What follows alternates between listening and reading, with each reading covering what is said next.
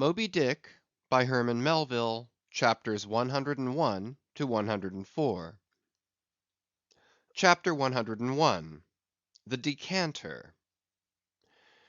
Ere the English ship fades from sight, be it set down here, that she hailed from London, and was named after the late Samuel Enderby, merchant of that city, the original of the famous whaling house of Enderby and Sons; a house which, in my poor whaleman's opinion, comes not far behind the united royal houses of the Tudors and Bourbons in point of real historical interest. How long prior to the year of our Lord 1775 this great whaling house was in existence, my numerous fish documents do not make plain; but in that year, 1775, it fitted out the first English ships that ever regularly hunted the sperm whale; though for some score of years previous, ever since 1726, our valiant Coffins and Maceys of Nantucket and the Vineyard had in large fleets pursued that leviathan; but only in the North and South Atlantic, not elsewhere. Be it distinctly recorded here, that the Nantucketers were the first among mankind to harpoon with civilized steel the great sperm whale, and that for a half century they were the only people of the whole globe who so harpooned him. In 1778 a fine ship, the Amelia, fitted out for the express purpose and at the sole charge of the vigorous Enderbys, boldly rounded Cape Horn, and was the first among the nations to lower a whale boat of any sort in the great South Sea. The voyage was a skilful and lucky one; and returning to her berth with her hold full of the precious sperm, the Amelia's example was soon followed by other ships, English and American, and thus the vast sperm whale grounds of the Pacific were thrown open. But not content with this good deed, the indefatigable house again bestirred itself. Samuel and all his sons (how many their mother only knows), and under their immediate auspices, and partly, I think, at their expense, the British government was induced to send the sloop of war Rattler on a whaling voyage of discovery into the South Seas. Commanded by a naval post captain, the Rattler made a rattling voyage of it, and did some service; how much does not appear. But this is not all. In 1819 the same house fitted out a discovery whale ship of their own, to go on a tasting cruise to the remote waters of Japan. That ship, well called the Siren, made a noble experimental cruise; and it was thus that the great Japanese whaling ground first became generally known. The Siren in this famous voyage was commanded by a Captain Coffin, a Nantucketer. All honor to the Enderbys, therefore, whose house, I think, exists to the present day; though doubtless the original Samuel must long ago have slipped his cable for the great South Sea of the other world. The ship named after him was worthy of the honor, being a very fast sailer and a noble craft in every way. I boarded her once at midnight somewhere off the Patagonian coast, and drank good flip down in the forecastle. It was a fine gam we had, and they were all trumps, every soul on board; a short life to them and a jolly death. And that fine gam I had, long, very long after old Ahab touched her planks with his ivory heel. It minds me of the noble, solid Saxon hospitality of that ship; and may my parson forget me, and the devil remember me, if ever I lose sight of it. Flip? Did I say we had flip? Yes, and we flipped it at the rate of 10 gallons the hour; and when the squall came, for it's squally off there by Patagonia, and all hands, visitors and all, were called to reef topsails, we were so top heavy that we had to swing each other aloft in bowlines; and we ignorantly furled the skirts of our jackets into the sails, so that we hung there, reefed fast, in the howling gale; a warning example to all drunken tars. However, the mast did not go overboard, and by we scrambled down, so sober that we had to pass the flip again; though the savage salt spray bursting down the forecastle scuttle rather too much diluted and pickled it to my taste. The beef was fine; tough, but with body in it. They said it was bull beef, others that it was dromedary beef, but I do not know for certain how that was. They had dumplings too, small but substantial, symmetrically globular, and indestructible dumplings. I fancied you could feel them, and roll them about in you after they were swallowed. If you stooped over too far forward, you risked their pitching out of you like billiard balls. The bread—but that couldn't be helped. Besides, it was an anti-scorbutic. In short, the bread contained the only fresh fare they had. But the forecastle was not very light, and it was very easy to step over into a dark corner when you ate it. But all in all, taking her from truck to helm, considering the dimensions of the cook's boilers, including his own live parchment boilers, fore and aft, I say, the Samuel Enderby was a jolly ship, of good fare and plenty, fine flip and strong, crack fellows all, and capital from boot heels to hat band. But why was it, think ye, that the Samuel Enderby, and some other English whalers I know of, not all though, were such famous hospitable ships, that passed round the beef and the bread and the can and the joke, and were not soon weary of eating and drinking and laughing?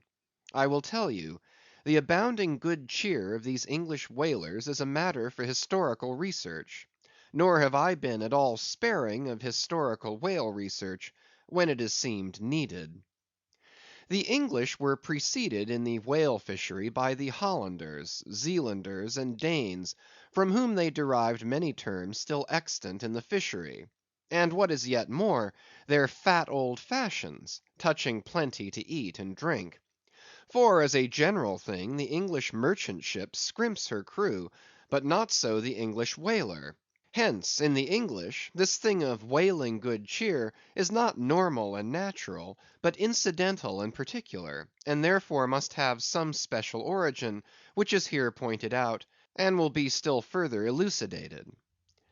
During my researches in the Leviathanic histories, I stumbled upon an ancient Dutch volume, which, by the musty whaling smell of it, I knew must be about whalers. The title was Dan Koopman, wherefore I concluded that this must be the invaluable memoirs of some Amsterdam cooper in the fishery, as every whale ship must carry its cooper. I was reinforced in this opinion by seeing that it was the production of one Fitz Swackhammer. But my friend Dr. Snodhead, a very learned man, professor of Low Dutch and High German in the College of Santa Claus and St. Potts, to whom I handed the work for translation, giving him a box of sperm candles for his trouble; this same Dr. Snodhead, so soon as he spied the book, assured me that Dan Koopman did not mean the cooper, but the merchant. In short, this ancient and learned Low Dutch book treated of the commerce of Holland, and, among other subjects, contained a very interesting account of its whale fishery. And in this chapter it was, headed Smear, or Fat, that I found a long detailed list of the outfits for the larders and cellars of 180 sail of Dutch whalemen, from which list, translated by Dr. Snodhead, I transcribe the following: 400,000 pounds of beef, 60,000 pounds Friesland pork, 150,000 pounds of stockfish, 550,000 pounds of biscuit, 72,000 pounds of soft bread, 2,800 firkins of butter, 20,000 pounds Texel and Leyden cheese, 144,000 pounds cheese, probably an inferior article, 550 anchors of Geneva, 10,800 barrels of beer. Most statistical tables are parchingly dry in the reading; not so in the present case, however, where the reader is flooded with whole pipes, barrels, quarts, and gills of good gin and good cheer. At the time I devoted 3 days to the studious digesting of all this beer, beef, and bread, during which many profound thoughts were incidentally suggested to me, capable of a transcendental and Platonic application; and furthermore I compiled supplementary tables of my own, touching the probable quantity of stockfish, etc., consumed by every Low Dutch harpooner in that ancient Greenland and Spitzbergen whale fishery. In the first place, the amount of butter and Texel and Leyden cheese consumed seems amazing. I impute it, though, to their naturally unctuous natures, being rendered still more unctuous by the nature of their vocation, and especially by their pursuing their game in those frigid polar seas, on the very coasts of that Esquimaux country where the convivial natives pledge each other in bumpers of train oil. The quantity of beer, too, is very large, 10,800 barrels. Now, as those polar fisheries could only be prosecuted in the short summer of that climate, so that the whole cruise of one of these Dutch whalemen, including the short voyage to and from the Spitzbergen Sea, did not much exceed 3 months, say, and reckoning 30 men to each of their fleet of 180 sail, we have 5,400 Low Dutch seamen in all. Therefore, I say, we have precisely 2 barrels of beer per man for a 12 weeks' allowance, exclusive of his fair proportion of that 550 anchors of gin. Now, whether these gin and beer harpooneers, so fuddled as one might fancy them to have been, were the right sort of men to stand up in a boat's head and take good aim at flying whales, this would seem somewhat improbable; yet they did aim at them, and hit them too. But this was very far north, be it remembered, where beer agrees well with the constitution. Upon the equator, in our southern fishery, beer would be apt to make the harpooneer sleepy at the masthead and boozy in his boat, and grievous loss might ensue to Nantucket and New Bedford. But no more. Enough has been said to show that the old Dutch whalers of 2 or 3 centuries ago were high livers, and that the English whalers have not neglected so excellent an example. For, say they, when cruising in an empty ship, if you can get nothing better out of the world, get a good dinner out of it at least. And this empties the decanter. CHAPTER 102.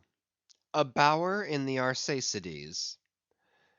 Hitherto, in descriptively treating of the sperm whale, I have chiefly dwelt upon the marvels of his outer aspect, or separately and in detail upon some few interior structural features. But to a large and thorough sweeping comprehension of him, it behooves me now to unbutton him still further, and untagging the points of his hose, unbuckling his garters, and casting loose the hooks and eyes of the joints of his innermost bones, set him before you in his ultimatum, that is to say, in his unconditional skeleton. But how now, Ishmael? How is it that you, a mere oarsman in the fishery, pretend to know aught about the subterranean parts of the whale?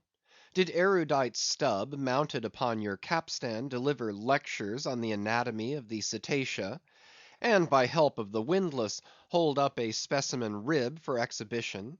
Explain thyself, Ishmael. Can you land a full grown whale on your deck for examination, as a cook dishes a roast pig? Surely not. A veritable witness have you hitherto been, Ishmael; but have a care how you seize the privilege of Jonah alone, the privilege of discoursing upon the joists and beams, the rafters, ridgepoles, sleepers, and underpinnings, making up the framework of the Leviathan, and belike of the tallow vats, dairy rooms, butteries, and cheeseries in his bowels. I confess that since Jonah, few whalemen have penetrated very far beneath the skin of the adult whale. Nevertheless, I have been blessed with an opportunity to dissect him in miniature.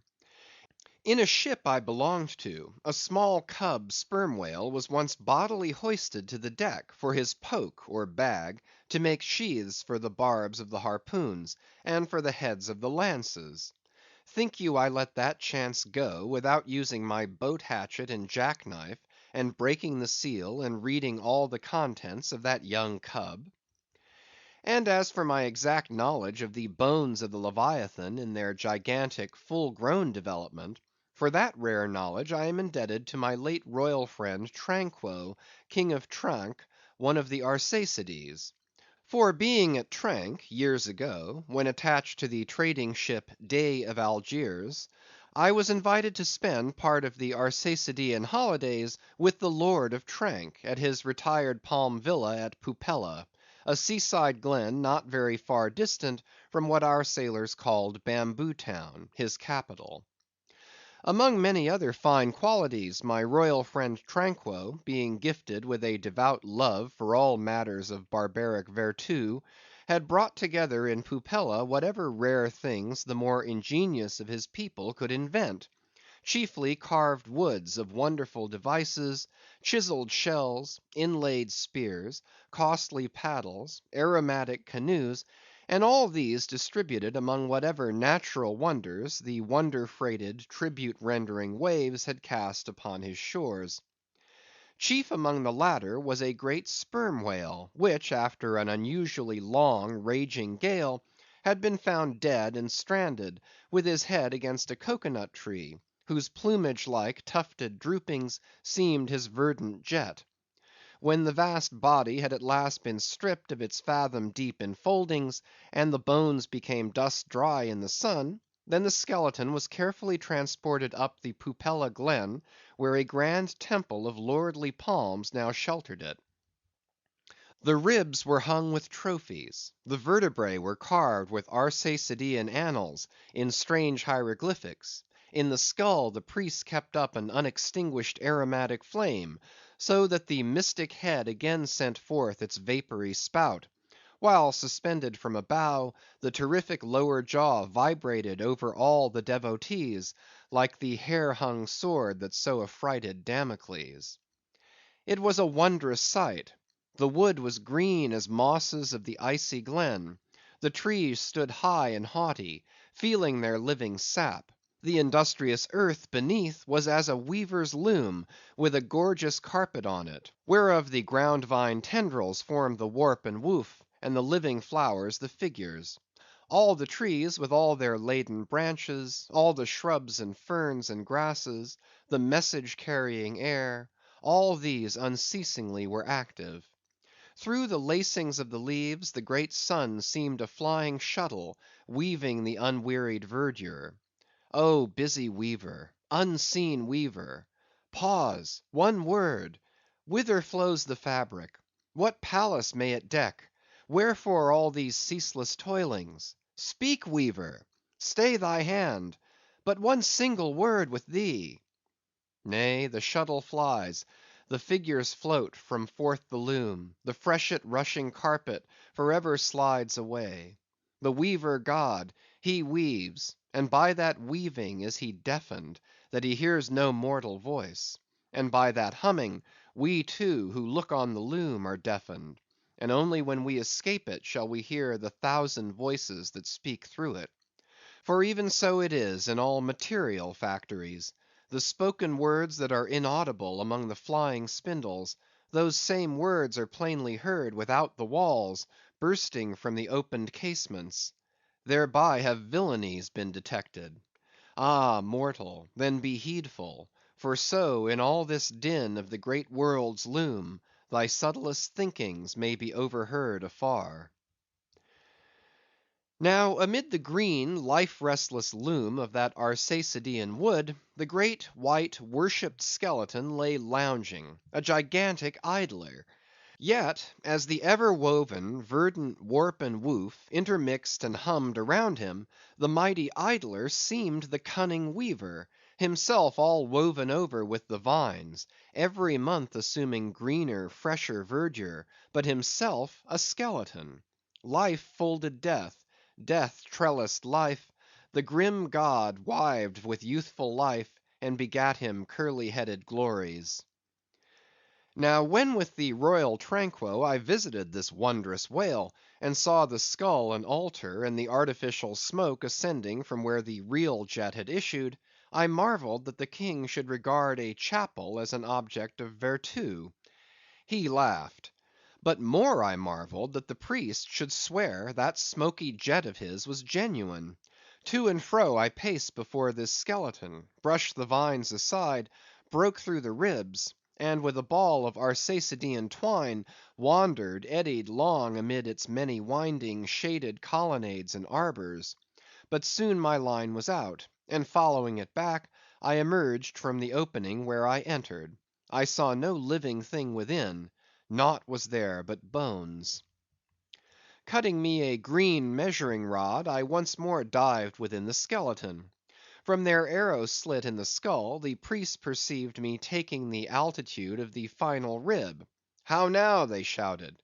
"Darest thou measure this our god? That's for us." "Aye, priests. Well, how long do ye make him, then?" But hereupon a fierce contest rose among them, concerning feet and inches. They cracked each other's sconces with their yardsticks. The great skull echoed; and seizing that lucky chance, I quickly concluded my own admeasurements. These admeasurements I now propose to set before you.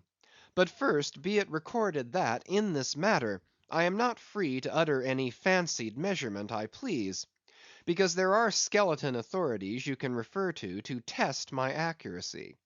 There is a Leviathanic Museum, they tell me, in Hull, England, one of the whaling ports of that country, where they have some fine specimens of finbacks and other whales. Likewise I have heard that in the Museum of Manchester, in New Hampshire, they have what the proprietors call "the only perfect specimen of a Greenland or river whale in the United States." Moreover, at a place in Yorkshire, England, Burton Constable by name, a certain Sir Clifford Constable has in his possession the skeleton of a sperm whale, but of moderate size, by no means of the full grown magnitude of my friend King Tranquo's. In both cases the stranded whales to which these two skeletons belonged were originally claimed by their proprietors upon similar grounds. King Tranquo seizing his because he wanted it, and Sir Clifford because he was lord of the seigneuries in those parts. Sir Clifford's whale has been articulated throughout, so that like a great chest of drawers you can open and shut him in all his bony cavities, spread out his ribs like a gigantic fan, and swing all day upon his lower jaw. Locks are to be put upon some of his trap doors and shutters, and a footman will show round future visitors with a bunch of keys at his side. Sir Clifford thinks of charging twopence for a peep at the whispering gallery in the spinal column, threepence to hear the echo of the hollow of his cerebellum, and sixpence for the unrivalled view from his forehead. The skeleton dimensions I shall now proceed to set down are copied verbatim from my right arm, where I had them tattooed, as in my wild wanderings at that period there was no other secure way of preserving such valuable statistics. But as I was crowded for space, and wished the other parts of my body to remain a blank page for a poem I was then composing, at least what untattooed parts might remain, I did not trouble myself with the odd inches, nor indeed should inches at all enter into a congenial admeasurement of the whale. CHAPTER 103. Measurement of the Whale's Skeleton. In the first place, I wish to lay before you a particular plain statement touching the living bulk of this Leviathan, whose skeleton we are briefly to exhibit. Such a statement may prove useful here. According to a careful calculation I have made, and which I partly base upon Captain Scoresby's estimate of 70 tons for the largest size Greenland whale of 60 feet in length; according to my careful calculation, I say, a sperm whale of the largest magnitude, between 85 and 90 feet in length, and something less than 40 feet in its fullest circumference, such a whale will weigh at least 90 tons, so that reckoning 13 men to a ton, he would considerably outweigh the combined population of a whole village of 1,100 inhabitants. Think you not, then, that brains, like yoked cattle, should be put to this Leviathan, to make him at all budge to any landsman's imagination? Having already in various ways put before you his skull, spout hole, jaw, teeth, tail, forehead, fins, and divers other parts, I shall now simply point out what is most interesting in the general bulk of his unobstructed bones. But as the colossal skull embraces so very large a proportion of the entire extent of the skeleton, as it is by far the most complicated part, and as nothing is to be repeated concerning it in this chapter, you must not fail to carry it in your mind, or under your arm, as we proceed, otherwise you will not gain a complete notion of the general structure we are about to view. In length, the sperm whale's skeleton at Tranque measured 72 feet, so that when fully invested and extended in life, he must have been 90 feet long; for in the whale the skeleton loses about 1/5 in length compared with the living body. Of this 72 feet, his skull and jaw comprised some 20 feet, leaving some 50 feet of plain backbone. Attached to this backbone, for something less than 1/3 of its length, was the mighty circular basket of ribs which once enclosed his vitals.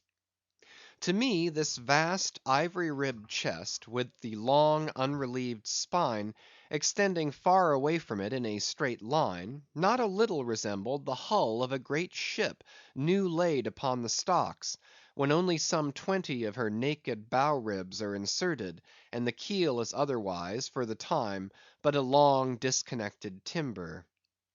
The ribs were 10 on a side. The first, to begin from the neck, was nearly 6 feet long; the second, third, and fourth were each successively longer, till you came to the climax of the fifth, or one of the middle ribs, which measured 8 feet and some inches. From that part the remaining ribs diminished, till the 10th and last only spanned 5 feet and some inches. In general thickness they all bore a seemly correspondence to their length. The middle ribs were the most arched. In some of the Arsacides they are used for beams, whereon to lay footpath bridges over small streams. In considering these ribs, I could not but be struck anew with the circumstance, so variously repeated in this book, that the skeleton of the whale is by no means the mould of his invested form. The largest of the Tranque ribs, one of the middle ones, occupied that part of the fish which, in life, is greatest in depth. Now the greatest depth of the invested body of this particular whale must have been at least 16 feet, whereas the corresponding rib measured but little more than 8 feet; so that this rib only conveyed half of the true notion of the living magnitude of that part. Besides, for some way, where I now saw but a naked spine, all that had been once wrapped round with tons of added bulk in flesh, muscle, blood, and bowels. Still more, for the ample fins, I here saw but a few disordered joints; and in place of the weighty and majestic, but boneless flukes, an utter blank. How vain and foolish, then, thought I, for timid untravelled man to try to comprehend aright this wondrous whale by merely poring over his dead attenuated skeleton, stretched in this peaceful wood. No; only in the heart of quickest perils, only when within the eddyings of his angry flukes, only on the profound unbounded sea, can the fully invested whale be truly and livingly found out. But the spine; for that, the best way we can consider it is, with a crane to pile its bones high up on end. No speedy enterprise; but now it's done, it looks much like Pompey's Pillar. There are 40 and odd vertebrae in all, which in the skeleton are not locked together. They mostly lie like the great knobbed blocks on a Gothic spire, forming solid courses of heavy masonry. The largest, a middle one, is in width something less than 3 feet, and in depth more than 4. The smallest, where the spine tapers away into the tail, is only 2 inches in width, and looks something like a white billiard ball. I was told that there were still smaller ones, but that they had been lost by some little cannibal urchins, the priest's children, who had stolen them to play marbles with. Thus we see how that the spine of even the hugest of living things tapers off at last into simple child's play. CHAPTER 104. The Fossil Whale. From his mighty bulk, the whale affords a most congenial theme whereon to enlarge, amplify, and generally expatiate. Would you, you could not compress him. By good rights he should only be treated of in imperial folio. Not to tell over again his furlongs from spiracle to tail, and the yards he measures about the waist, only think of the gigantic involutions of his intestines, where they lie in him like great cables and hawsers coiled away in the subterranean orlop deck of a line of battle ship. Since I have undertaken to manhandle this Leviathan, it behooves me to approve myself omnisciently exhaustive in the enterprise, not overlooking the minutest seminal germs of his blood, and spinning him out to the uttermost coil of his bowels. Having already described him in most of his present habitatory and anatomical peculiarities, it now remains to magnify him in an archaeological, fossiliferous, and antediluvian point of view. Applied to any other creature than the Leviathan, to an ant or a flea, such portly terms might justly be deemed unwarrantably grandiloquent. But when Leviathan is the text, the case is altered. Fain am I to stagger to this emprise under the weightiest words of the dictionary. And here be it said, that whenever it has been convenient to consult one in the course of these dissertations, I have invariably used a huge quarto edition of Johnson, expressly purchased for that purpose; because that famous lexicographer's uncommon personal bulk more than fitted him to compile a lexicon to be used by a whale author like me. One often hears of writers that rise and swell with their subject, though it may seem but an ordinary one. How then with me writing of this Leviathan? Unconsciously my chirography expands into placard capitals. Give me a condor's quill; give me Vesuvius's crater for an inkstand. Friends, hold my arms! For in the mere act of penning my thoughts of this Leviathan, they weary me, and make me faint with their outreaching comprehensiveness of sweep, as if to include the whole circle of the sciences, and all the generations of whales, and men, and mastodons, past, present, and to come, with all the revolving panoramas of empire on earth, and throughout the whole universe, not excluding its suburbs. Such and so magnifying is the virtue of a large and liberal theme. We expand to its bulk. To produce a mighty book, you must choose a mighty theme. No great and enduring volume can ever be written on the flea, though many there be who have tried it. Ere entering upon the subject of fossil whales, I present my credentials as a geologist, by stating that in my miscellaneous time I have been a stone mason, and also a great digger of ditches, canals, and wells, wine vaults, and cellars, and cisterns of all sorts. Likewise, by way of preliminary, I desire to remind the reader, that while in the earlier geological strata there are found fossils of monsters now almost completely extinct, the subsequent relics discovered in what are called the tertiary formations seem the connecting, or at any rate intercepted links, between the ante-chronicle creatures and those whose remote posterity are said to have entered the ark. All the fossil whales hitherto discovered belong to the tertiary period, which is the last preceding the superficial formations. And though none of them precisely answer to any known species of the present time, they are yet sufficiently akin to them in general respects to justify their taking rank as cetacean fossils. Detached broken fossils of pre-Adamite whales, fragments of their bones and skeletons, have within 30 years past, at various intervals, been found at the base of the Alps, in Lombardy, in France, in England, in Scotland, and in the states of Louisiana, Mississippi, and Alabama. Among the more curious of such remains is part of a skull, which in the year 1779 was disinterred in the Rue Dauphine in Paris, a short street opening almost directly upon the palace of the Tuileries, and bones disinterred in excavating the great docks of Antwerp in Napoleon's time. Cuvier pronounced these fragments to have belonged to some utterly unknown leviathanic species. But by far the most wonderful of all cetacean relics was the almost complete vast skeleton of an extinct monster, found in the year 1842 on the plantation of Judge Creagh in Alabama. The awe-stricken, credulous slaves in the vicinity took it for the bones of one of the fallen angels. The Alabama doctors declared it a huge reptile, and bestowed upon it the name of Basilosaurus. But some specimen bones of it being taken across the sea to Owen, the English anatomist, it turned out that this alleged reptile was a whale, though of a departed species. A significant illustration of the fact, again and again repeated in this book, that the skeleton of the whale furnishes but little clue to the shape of his fully invested body. So Owen rechristened the monster Zeuglodon, and in his paper read before the London Geological Society, pronounced it in substance one of the most extraordinary creatures which the mutations of the globe have blotted out of existence.